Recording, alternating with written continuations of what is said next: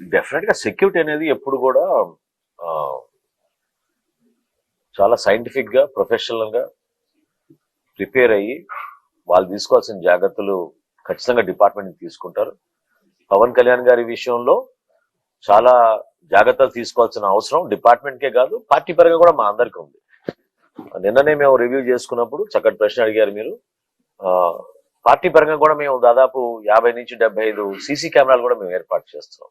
Department చేసే పని వాళ్ళు చేసుకుంటారు. మేము కూడా ఒక బాధ్యతగా మా పార్టీ అధ్యక్షులు గారు వస్తున్న సందర్భంగా అదేవిధంగా ఎవరికి కూడా అసౌకర్యం కలగకుండా చూసుకోవాల్సిన బాధ్యత మా పైన ఉంది. కాబట్టి మేము ఒక నెట్వర్క్ 75 సీసీ కెమెరాలతోటి మొత్తం ప్రాంగణం, అదేవిధంగా హైవేస్ లో కూడా ఒక నెట్వర్క్ ఏర్పాటు చేసి సీసీ కెమెరాస్ ఏర్పాటు చేస్తున్నాం.